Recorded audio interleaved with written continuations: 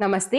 आज हम primary urban cooperative bank outlook 2023-24 ये रिपोर्ट हम कवर करेंगे। तो ये रिजर्व बैंक ऑफ इंडिया ने रिलीज किया है, हम इसके बारे में पढ़ेंगे। तो ये कौन रिलीज किया है? डिपार्टमेंट ऑफ सुपरविजन ये सारे डेटा अर्बन कोऑपरेटिव बैंक से कलेक्ट करके उन्होंने ये रिलीज किया है। और अब टोटल अर्बन कोऑपरेटिव्स इंडिया में कितने अर्बन कोऑपरेटिव बैंक्स हैं? 1472। Remember this number, it is very very important. आप याद कर सकते हैं कि 14 का हाफ है 7 और 4 का हाफ है 2। Okay, like that you can remember 1472। Remember this number, ये बहुत इंपॉर्टेंट है। तो 1472 अर्बन कोऑपरेटिव बैंक्स हैं इंडिया में। तो ये urban, as the name goes by, ये urban cooperative banks urban area और सेमी अर्बन एरिया दोनों रीजन में रहते हैं। तो हम डेटा देखेंगे। So classification of urban cooperative bank, ये अर्बन कोऑपरेटिव बैंक ना दो तरीके हैं। एक है स्केड्यूल्ड अर्बन कोऑपरेटिव बैंक और दूसरा है non scheduled urban cooperative bank. Scheduled cooperative bank का मतलब है कि ये सेकेंड स्केड्यूल ऑफ आरबीआई के, आरबीआई सेकेंड स्केड्यूल में ये लिस्ट होता है और नॉन स्केड्यूल इस स्केड्यूल में नहीं लिस्ट होते हैं। स्केड्यूल बैंक्स के लिए कुछ एडवांटेजेस भी हैं, जैसे ये रेपो ऑपरेशंस में पार्टिसिपेट कर सकते हैं, ये बोरो कर सकते हैं मनी आरबीआई से। तो वैसे एडवांटेजेस भी हैं स्केड्यूल बैंक्स के लिए, ठीक है, स्केड्यूल अर्बन कोऑपरेटिव बैंक्स के लिए। तो आप देखिए तो out of the 1472 urban cooperative banks, सिर्फ 49 स्केड्यूल्ड अर्बन कोऑपरेटिव बैंक है और बाकी सारे देखिए तो नॉन स्केड्यूल्ड। तो मेजॉरिटी नॉन स्केड्यूल्ड है और सिर्फ 49। Okay, remember 1472, remember this 49 number. This one आप सब्ट्रैक्ट करके आप याद कर सकते हैं, तो ये याद करने की कोई जरूरत नहीं, सिर्फ ये दो नंबर आप अब तक याद कर लीजिए। तो आप स्केड्यूल में देखें तो सिंगल स्टेट, मल्टी स्टेट, दो टाइप है। सिंगल स्टेट मतलब है कि सिर्फ एक ही स्टेट में वो अर्बन कोऑपरेटिव प्रेजेंट है, ऑपरेट कर रहा है। मल्टी स्टेट मतलब बहुत एक से ज्यादा स्टेट में ऑपरेट कर रहा है, ठीक है। तो सिंगल स्टेट 17 है और मल्टी स्टेट 32 है। तो ये आप ऐसे, ये यहाँ आप ट्रेंड को याद कर सकते हैं। तो मल्टी स्टेट बहुत ज्यादा है सिंगल स्टेट से, almost half. Okay, single state only 17, लेकिन multi state 32। Okay, so now you have remembered two numbers 1472, 49, and then multi-state is more than single state in case of scheduled urban cooperative banks. Next हम देखेंगे non schedule. Non schedule just opposite, ये trend उल्टा है। तो इसमें ना single state बहुत ज्यादा है और मल्टी स्टेट बहुत बहुत कम है, almost just if you see only maybe 25%। Okay, तो आप ऐसे याद कर सकते हैं कि स्केड्यूल 49 है और उस 49 से मल्टी स्टेट बहुत ज़्यादा है, सिंगल स्टेट से ऑलमोस्ट डबल ऑफ इट। और नॉन स्केड्यूल का डेटा देखें तो वहाँ सिंगल स्टेट बहुत ज़्यादा है और मल्टी स्टेट बहुत कम है। तो ये डेटा उल्टा है, ठीक है, ऐसे आप याद कर सकते हैं। तो बैलेंस शीट का ब्रेकअप, सो ये लायबिलिटीज का ब्रेकअप है। तो लायबिलिटीज क्या होता है? डिपॉजिट्स, मेनली बैंक के लिए जो भी डिपॉजिट कर रहे हैं ना, वो एक लायबिलिटी होता है। और एडवांसेस एंड लोन्स ये असेट्स होते हैं बैंक के लिए। एडवांसेस, लोन्स और बैंक्स इन्वेस्टमेंट भी करते हैं, वो भी एक असेट है बैंक के लिए। तो लायबिलिटी आप देखें तो majority of the liability deposits है, तो 78.5% डिपॉजिट है। और आप देखें तो 10.9% द नेक्स्ट हाईएस्ट वन आप देखें तो वो अदर लायबिलिटी। आप सिर्फ ये ट्रेंड याद रख लीजिए कि deposits he majority of the liability की ब्रेकअप में है। नेक्स्ट ब्रेकअप ऑफ एसेट्स, तो ब्रेकअप ऑफ एसेट्स में 49% है लोन्स एंड एडवांसेस, ठीक है, लोन्स एंड एडवांसेस 49% है। नेक्स्ट 27.4% है बैलेंसेस विद आरबीआई। तो आरबीआई के साथ कुछ बैलेंस, कुछ कैश रखते हैं, जैसे कैश रिजर्व रेशियो ऐसे होता है ना, तो ये आप देखिए तो और भी बैलेंसेस होगा आरबीआई के साथ, तो वो है 27.4%। नेक्स्ट 10.2 है balances with bank. You don't have to remember this data, this asset as well as liability. You don't have to remember the percentage. I'm just telling you, okay? मैं सिर्फ दिखा रही हूँ, आप इसमें कुछ याद करने की कोई जरूरत नहीं है। नेक्स्ट आप देखिए तो total priority sector, urban cooperative bank के लिए एक प्रायोरिटी सेक्टर टारगेट है, वो टारगेट है 60%। और माइक्रो एंटरप्राइजेस ये है सब टारगेट। ओके, ये है ओवरऑल टारगेट 60% और ये माइक्रो एंटरप्राइजेस का सब टारगेट है वो है 7.5% और एडवांसेस टू वीकर सेक्शन ये और एक सब टारगेट है वो है 12%। Okay, priority sector 60%, micro enterprises 7.5%, weaker section है 12%। Okay, I will this no target 60% of ANBC and COBSC, whichever is higher. Okay, this what is ANBC, what is COBSC, everything मैं अगले सेक्शन में cover करूंगी। मेरा अगला topic होगा priority sector lending. Okay, तो priority sector lending का revise master circular publish हुआ था, तो मेरा नेक्स्ट टॉपिक होगा प्रायोरिटी सेक्टर लेंडिंग। वहां में ये ANBC, COBC ये सारे टर्म्स आपको समझा दूंगी। so for now just remember the numbers. okay, next class में ये सब मैं आपको डिटेल में समझा दूंगी। Next composition of credit to priority sector. तो प्रायोरिटी सेक्टर में बहुत सारे सब टारगेट, बहुत सारे सब कैटेगरीज हैं। तो उसमें देखें तो मैक्सिमम 62.54% किस कैटेगरी में उन्होंने लोन दिया है अर्बन कोऑपरेटिव बैंक्स, वो है micro and small enterprises. Okay, तो under priority sector lending the maximum loan was given to the micro and small enterprises, remember this, very important. और उसके बाद 14.18% वो है हाउसिंग के लिए। ओके, पहला माइक्रो, सेकेंड हाउसिंग और तीसरा है 12.27% वो है अदर कैटेगरी। सिर्फ फर्स्ट टू आप याद रख लीजिए, वो बस है। ठीक है, फर्स्ट है माइक्रो MSME, सेकेंड है हाउसिंग। ये है composition, top 2 composition of the priority sector lending. This is as on March 2024. This you can get easily confused. ये 24-25 का डेटा नहीं है, ये 23-24 का डेटा है। ठीक है, so as on March 2024 this is the data. Next है profitability indicator of the urban cooperative banks. तो profitability indicator देखे तो so 2023-24 you don't have to remember schedule और नॉन शेड्यूल, उस डेटा आप याद रखने की कोई जरूरत नहीं है। सिर्फ ये ऑल अर्बन कोऑपरेटिव बैंक ना, ये डेटा आप प्लीज याद रख लीजिए, ये बहुत बहुत इंपॉर्टेंट है, आपके ऑब्जेक्टिव में भी पूछ सकते हैं।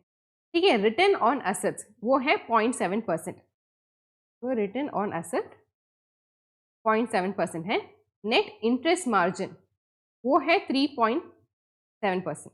ये नेट इंटरेस्ट मार्जिन क्या है ना, दो इंटरेस्ट है, वो इंटरेस्ट जो आप डेपोसिटर्स, जो बैंक डेपोसिटर्स को दे रहे हैं, ठीक है, जो भी डेपोसिट कर रहा है उसको इंटरेस्ट देना चाहिए ना, वो इंटरेस्ट बैंक के पैसे, बैंक के पॉकेट से जाएगा। दूसरा इंटरेस्ट वो बैंक को आएगा, इनकम, वो कहाँ से आएगा, लोन का इंटरेस्ट। जो भी लोन बैंक ने दिया है वो लोन में इंटरेस्ट भरना है ना बोरोवर्स को, तो वो इंटरेस्ट आएगा। तो इस डिफरेंस है ना, इस डिफरेंस ही नेट इंटरेस्ट मार्जिन है। डिपॉजिट का इंटरेस्ट और लोन का इंटरेस्ट वो डिफरेंस है ना, वो ही नेट इंटरेस्ट मार्जिन है। ठीक है, return on asset 0.7%, net interest margin 3.7%, on return on equity वो क्या है, वो है 7.1%। Very huge. Okay, compare to the other two numbers this is very huge. I tell you once again, return on equity 7.1%, return net interest margin 3.7% और final return on asset 0.7%. You have to remember all three numbers. This is very very important. You have to remember. तो ये return on asset और return on equity वो क्या है, we learn that now. तो return on asset is net income divided by average total assets into 100। ऐसे ही return on asset calculate करते हैं। ठीक है, तो ये I give you one simple example. Okay, मानते हैं कि आपने एक घर खरीदा है। ओके, उस घर का वैल्यू है 1 crore. This is the value of that घर। 1 करोड़ रुपीस आप पे करके उस घर को आप खरीदे हैं। ठीक है, वो रेंट पे आप दे रहे हैं और 1 साल का रेंट आपको मिल रहा है 10 lakh. Okay, this is just an example. Okay, not a real scenario, just an example. 1 crore का घर आपने खरीदा है और उसमें आपको रेंट मिल रहा है 10 लाख। तो इसमें रिटर्न ऑन एसेट क्या है, क्योंकि घर एक एसेट है, ये आपके लिए, let the person be A. Okay, ये ए पर्सन ने इस घर को खरीदा, तो ए पर्सन के लिए ये घर एक एसेट है और इस एसेट से उसको एक इनकम मिल रहा है, वो है 10 लाख। तो इसमें रिटर्न ऑन एसेट क्या है, 10 lakh divided by 1 crore into 100 तो होगा 10%। ठीक है, ये 10% है return on asset in this house. Similarly ये है नेट इनकम और एवरेज टोटल एसेट्स। एसेट्स क्या होते हैं बैंक के लिए? एडवांसेस होते हैं, लोन्स होते हैं। ठीक है, उसमें कितना इनकम आ रहा है वो है रिटर्न ऑन एसेट। ठीक है, वो कैलकुलेट करना बहुत इंपॉर्टेंट, क्योंकि आप जो भी एसेट इस एग्जाम्पल में ना एक एक एसेट खरीदा है, क्या वो उतना रिटर्न देगा? वो कैलकुलेट करेगा ना, क्योंकि उसको प्रॉफिट चाहिए। सिमिलरली बैंक्स भी जो भी एसेट वो दे रहे हैं, वो खरीद रहे हैं, उसमें भी सफिशिएंट इनकम होना चाहिए, वो भी कैलकुलेट करेंगे, वो है return on asset. Next, return on equity. Return on equity का फॉर्मूला है net income divided by average share holders equity into 100। Okay, equities आप मालूम है ना, शेयर्स है ना, तो शेयर्स में इन्वेस्ट करेंगे, इन्वेस्टर्स को इन्वेस्ट करेंगे। जो भी इन्वेस्टर्स शेयर्स में इन्वेस्ट कर रहे हैं वो कैलकुलेट करेगा ना कितना इनकम आ रहा है, क्योंकि उसको रिटर्न चाहिए। After the profit is there, जब इनकम है, जब प्रॉफिट है, तभी उसको कुछ रिटर्न होगा ना। जब नुकसान हो जाता है तो अब उसको कोई रिटर्न नहीं होगा। Okay, that is why the net income on average share holders equity is calculated, क्योंकि हर एक शेयर होल्डर बिफोर इन्वेस्टिंग ये रिटर्न ऑन इक्विटी देखेगा। जो भी इन्वेस्ट कर रहा है उसको रिटर्न कितना मिल रहा है वो देखेगा।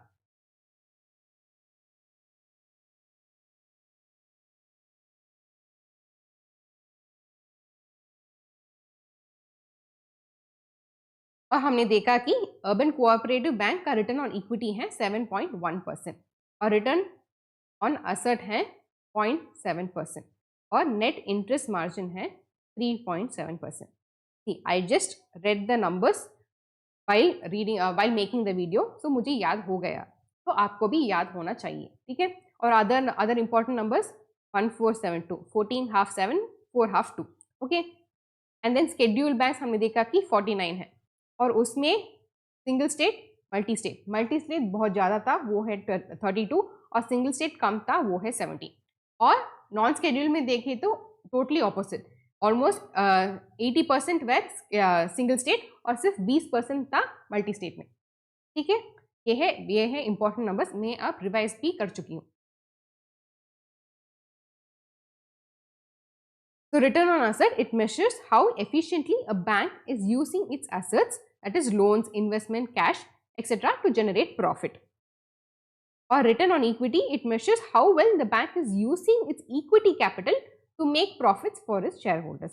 ये है रिटर्न ऑन एसेट और रिटर्न ऑन इक्विटी का डेफिनेशन। ठीक है, आप जब भी एक नंबर, ये ना एग्जाम में क्या पूछेंगे, रिटर्न ऑन एसेट क्या है, रिटर्न ऑन इक्विटी क्या है, वही पूछेंगे। रिटर्न ऑन एसेट का डेफिनेशन बताओ, रिटर्न ऑन इक्विटी का डेफिनेशन बताओ, ये सब नहीं पूछेंगे।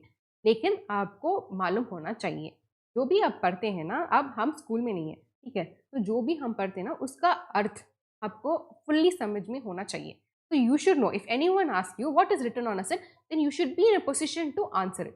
ठीक है, I hope you will be able to answer it after this video. जब भी आपको इंटरव्यू में भी एक क्वेश्चन आता है तो आपको बोलना चाहिए ना। So when I am trying to tell you in an easy manner, इसीलिए मैंने उस घर का एग्जाम्पल लिया है, ताकि आपको ऐसे आसानी शब्द में बोलने से ना it will always rest in your mind. That is why I mentioned I took a simple example of घर and then explained you. Okay. Next, NPA का डेटा। सो एनपीए क्या होता है, जब भी एक लोन बोरो करता है कस्टमर बैंक से और वो पे नहीं करता है, तब वो लोन बैड लोन हो जाता है, वो एनपीए भी बोलते हैं। ठीक है, when there is no repayment of the loan, then that loan becomes an NPA. तो आप एनपीए के डेटा देखें तो ग्रॉस एनपीए है 25.4, दैट इज 25,000 करोड़। ओके, ये सब 1000 करोड़ के डिनोमिनेशन में है, तो around 25,000 crore gross NPA. Net NPA around 3,900 crores और प्रोविजनिंग अमाउंट है 21,000 crore।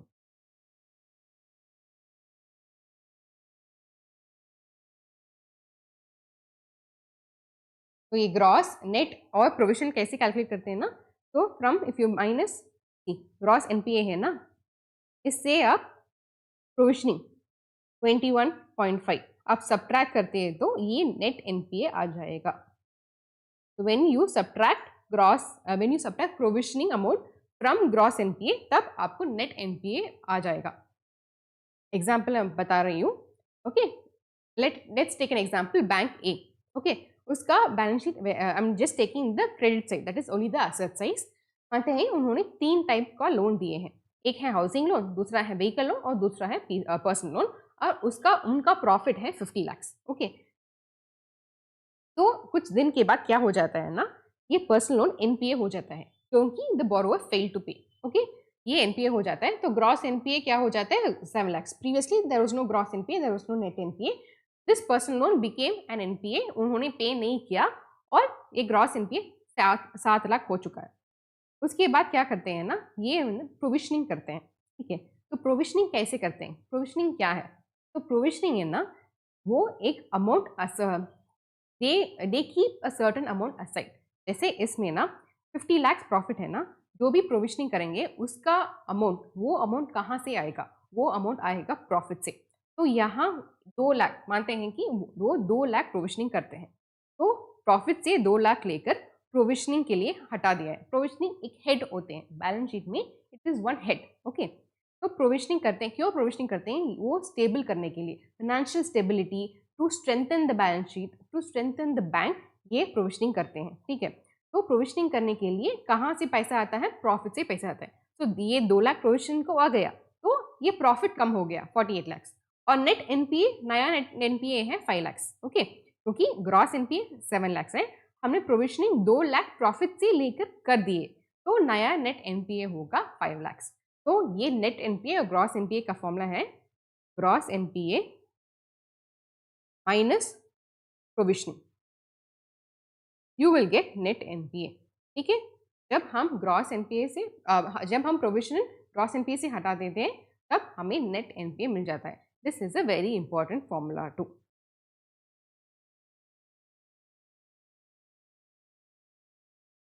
Gross NPA, net NPA, provision, you have to know everything. Okay, you are preparing for the banking exam, IBPS, SBI या regulatory exam, जो भी exams के लिए prepare करिए, ये बहुत बेसिक टर्म्स हैं, तो आपको याद होना चाहिए, आपको उसका मीनिंग, उसका अर्थ भी आपको जानना चाहिए। कोई भी ना gross NPA net NPA to define कर देना, इंटरव्यू में पूछे तो आपको बताना, आपको इसी से आसानी भाषा से आपको बता होना चाहिए, आपको बताना चाहिए। ठीक है, that is why I am telling you, that is why I am explaining it with an example also.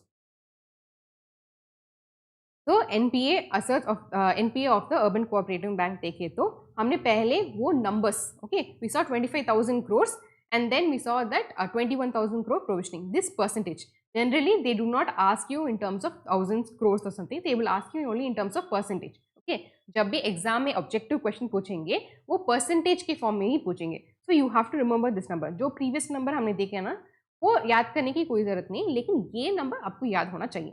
Gross NPA है 7.3%, नेट एनपीए है 1.2% और प्रोविजनिंग कवरेज रेशियो है 84.6%। Okay, you have to remember this number. 7.3% gross NPA, 1.2% net NPA और provisioning coverage ratio है 84.6%। आपको ये याद रखना चाहिए, very very important.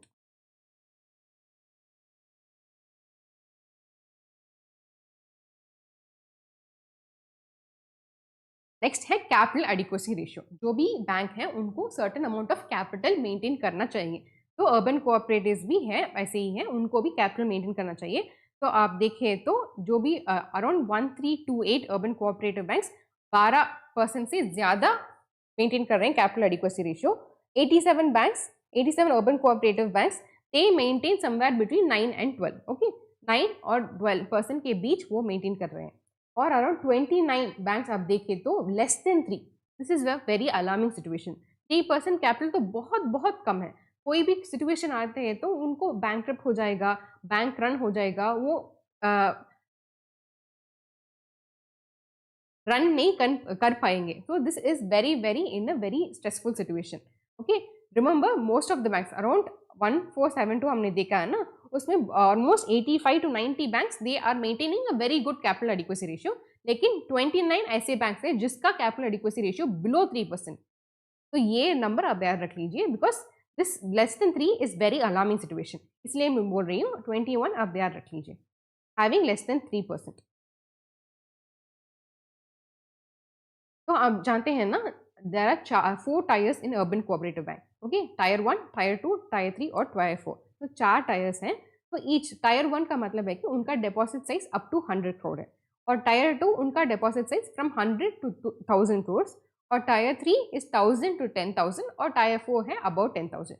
You have to remember the tier 4 tiers और उसका कैटेगरी डिपॉजिट साइज भी, ईच टायर का डिपॉजिट साइज प्लीज आप याद रख लीजिए. हम पिछले स्लाइड में कैपिटल एडिक्वेसी रेशियो हमने देखे थे ना, तो tier 1 UCB they have to maintain a capital adequacy ratio of 9%, और टायर 2 टू टायर 4 ये 3 टायर में रहने वाले यूसीबीज को minimum capital adequacy ratio is 12%. Remember, tier 1 UCB 9% और टायर 2 टू टायर 4 यूसीबी वो यूसीबी 12% मेंटेन करना चाहिए. Next, rating wise distribution of urban cooperative bank.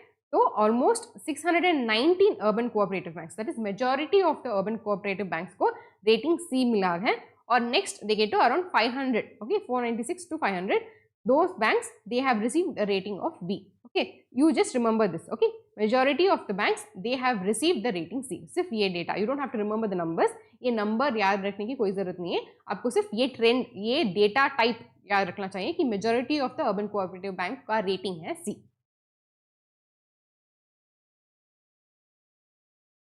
Next, distribution of urban cooperative bank based on state, union territory and region. तो highest urban cooperative bank किस state में है? महाराष्ट्र में, first. Next, second highest है कर्नाटका में, third highest है गुजरात में, fourth highest है तमिलनाडु में. ओके, और फिफ्थ हाईएस्ट देखिए तो वो केरला. आप ये टॉप 5 याद रखना चाहिए, बिकॉज एग्जाम में पूछ सकते हैं which of the following is not among the top of the distribution of urban cooperative banks. तो आपको याद रखना चाहिए महाराष्ट्र, कर्नाटका, गुजरात, तमिलनाडु, केरला. ये पीपीटी ये पीपीटी पीडीएफ को कन्वर्ट करके मैं हमारे चैनल, टेलीग्राम चैनल, उसका नाम है success mock PIB and RBI current affairs, उसमें मैं अपलोड कर दूंगी. तो वहां आप ये सब डाउनलोड कर सकते हैं और हाईलाइट करके आप पढ़ भी और रिवाइज भी कर सकते हैं. तो हमारे चैनल में हर एक दिन पीआईबी या आरबीआई का न्यूज़ अपलोड होगा. तो ये सारे न्यूज़ आपकी रेगुलेटरी सिर्फ नहीं, जैसे सेबी और आरबीआई, नाबार्ड, आपकी बैंकिंग एग्जाम जैसे आईबीपीएस पीओ, एसबीआई पीओ में भी बहुत इंपॉर्टेंट होगा, उसकी मेंस में भी बहुत इंपॉर्टेंट होगा, और सारे certain descriptive kind of questions भी इसमें आते हैं, जहां आप इंग्लिश डिस्क्रिप्टिव एसबीआई और आईबीपीएस डिस्क्रिप्ट में आप उपयोग कर सकते हैं. तो आपको हमारा चैनल अच्छा लगा तो आपको हमारा कंटेंट अच्छे लगा तो आप प्लीज़ सब्सक्राइब करिए, लाइक करिए और आपकी दोस्त को भी शेयर कर दीजिए. धन्यवाद.